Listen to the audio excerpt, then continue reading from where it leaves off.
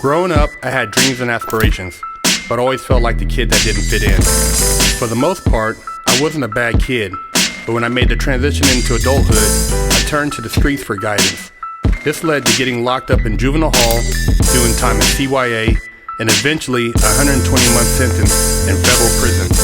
I had a lot of time to think and reflect during my federal sentence, so I share with you what I learned, hoping I can positively influence someone else's life with Prison Talk. What's up?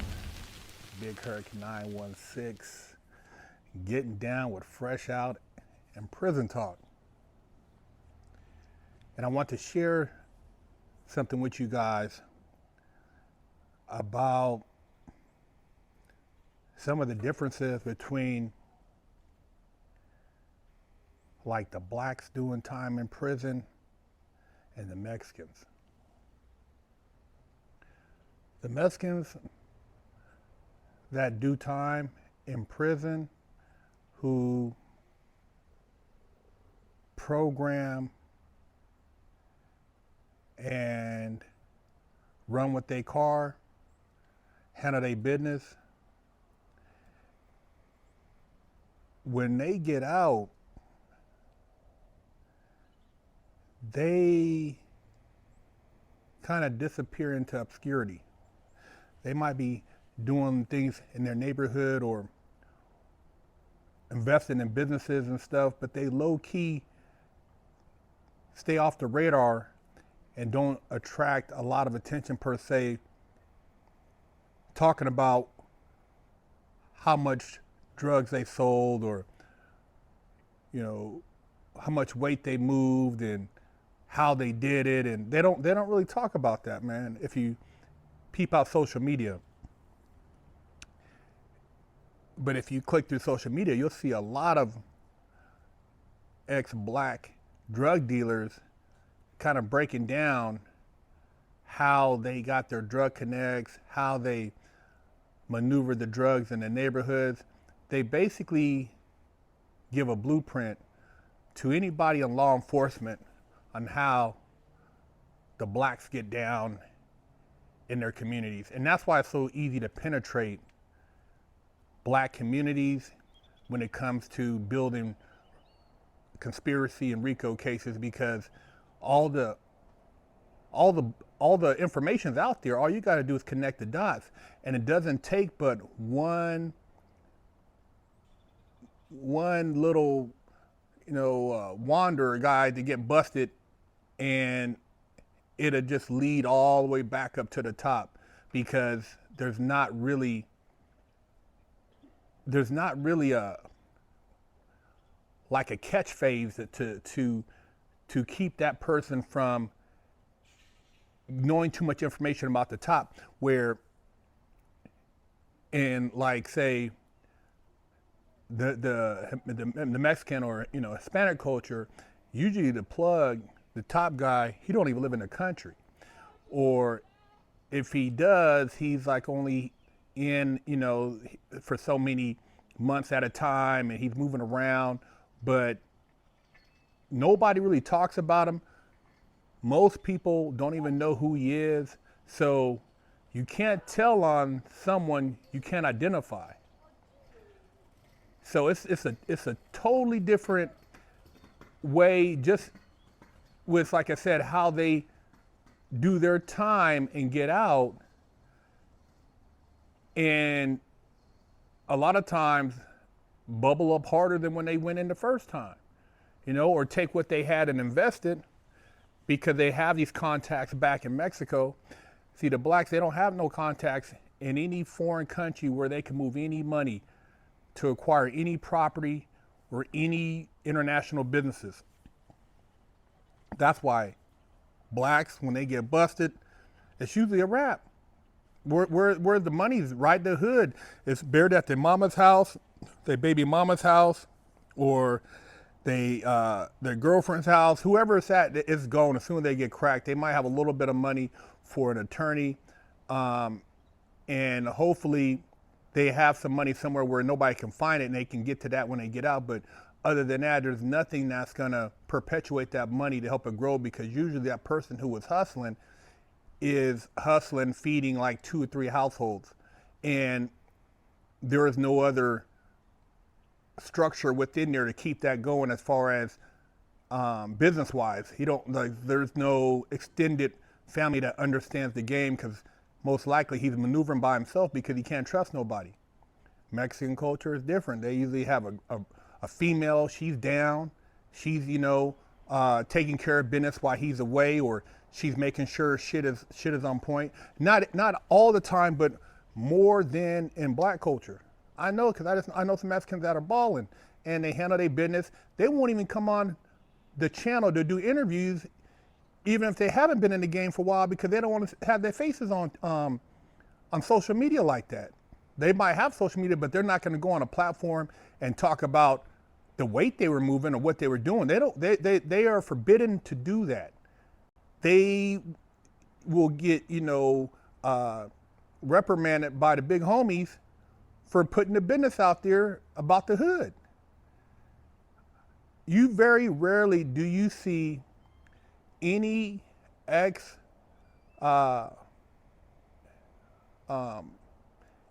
Mexican inmates that get out, felons, let somebody walk through their neighborhood and talk about all the business. I see blacks do it all the time. I mean, I won't get a pass, but they'll take a white dude through there and show them all through the neighborhood, expose everything, all the little spots, and it's like crazy, just the difference and how in the black culture community, they feel a need to explain everything that they're doing or that they did for attention. Mexican culture don't do that. Yeah, they have the quinceañeras, and they got the clean ass lowriders, and they got the mariachi bands. They're doing their thing, but they ain't telling you how they getting that paper. They're not gonna give you any insight of how that that big ranch with all them expensive ass $1 million horses ain't gonna tell you how they got that. So there's a big difference between, like I said, the guys that were Mexican I did time with. I had a Mexican cellie for 4 years. We had a lot of conversations, and some of my other partners, were Mexican from up north, and I knew a lot of Mexican guys from down south. We were cool, but they used to tell me, Big Herc, you cool, man, but I can't really kick it with you like that, man, because the politics. And I understood, and some of them cats I still talk to this day on the street, and they respect what I'm doing, but they will not come on camera. And I'm like, you got any homies who want to, get down and I'll give you a platform? They like, nah, we cool. We'll watch, but we ain't gonna come on there and talk about anything. And that's the difference, man. That's why they're able to build multi-million-dollar businesses, man, because them dudes is like, low key, they ain't, you don't know what the hell they really doing. Black community, they're too boisterous, and they want to, like I said, get the accolades. And it's not hard to infiltrate a black community, or even in the pen, in the pen, you got guys pull up until the paperwork show up, but dudes will pull up. And I've seen guys pull up, that think they're like, from some hood, and they find out in the USP you're faking from a hood, you will get your wig split, but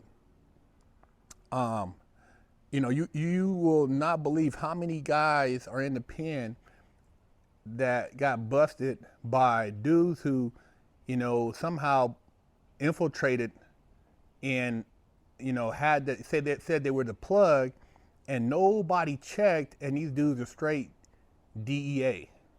And they were buying work from them, or they sold work to them. Not to say it doesn't happen in the Mexican culture too, but the checks and balances are a little bit different. I know dudes,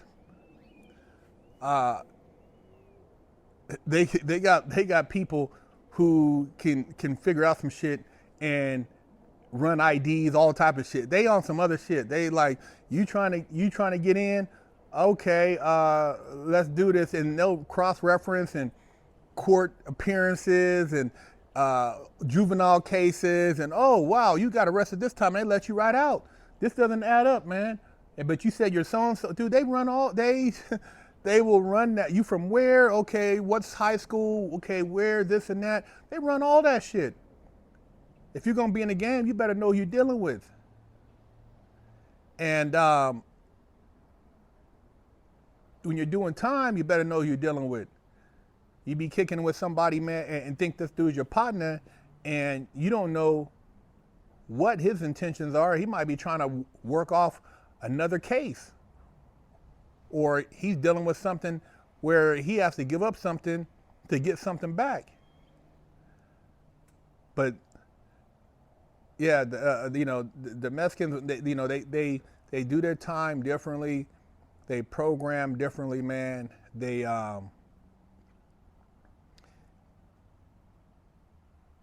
have a structure, and when it comes time, they know how to organize that structure.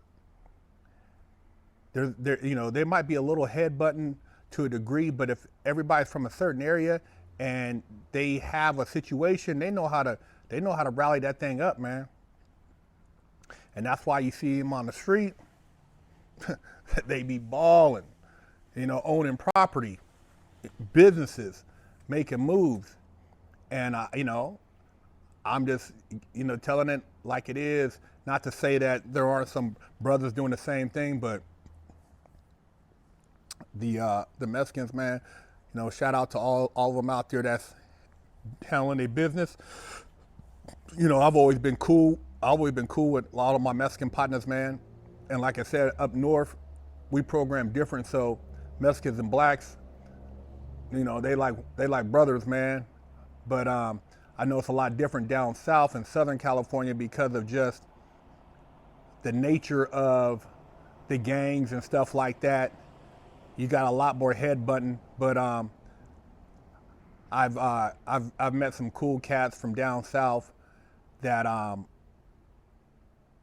we've had some cool relationships with. But it's just like I said, a lot of politics and just watching how you do business. Like I know cats like Mexican partners, even in the pen, that used to just watch, and then once they seen that you were kind of a little different, they would approach you.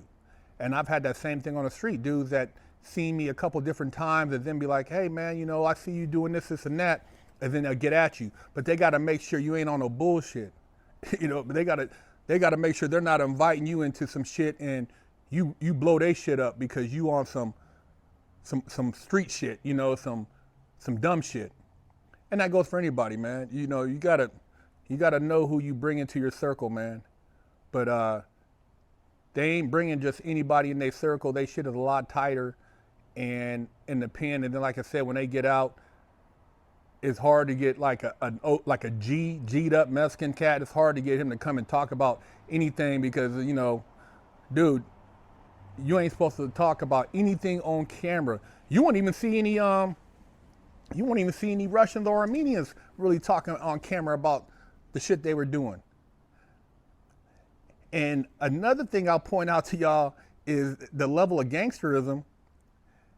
You won't see no Japanese talking about nothing on camera. And this is how you know that they on a whole nother level, because you'll see a Japanese cat missing 2 fingers and still be down with his crew.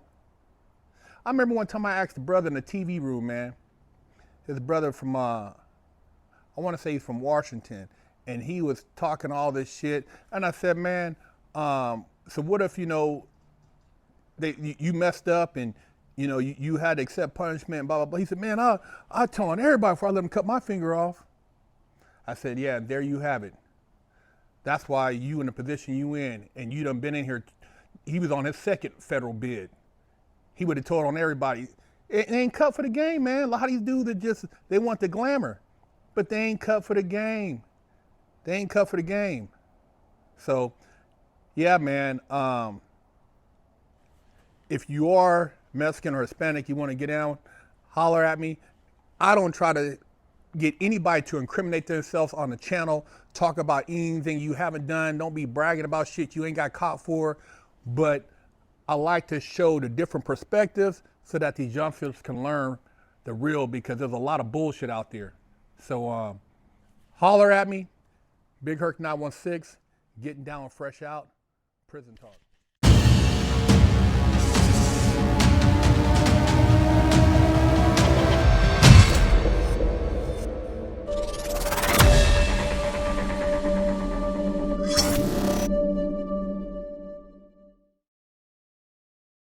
I'm Big Herc, and I have over a decade of experience in the prison system. Yeah, I've done a lot of time, made a lot of stupid mistakes, but that's why I'm here with you today, educating you on the Mastermind program by Fresh Out. See, they don't give you a manual when you go to jail on how to survive. They don't tell you how to go take a shower, where to sit at when you go to chow, what to do when you have mail call, how to handle your commissary. So we cover that and a multitude of other topics that are very important, because if you do the wrong thing, you can get your damn wig split.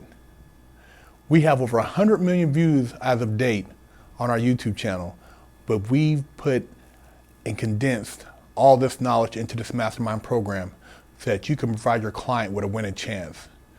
Do yourself a favor and your client a favor and sign them up for our program so they don't have to get their wig split and they can make it out alive.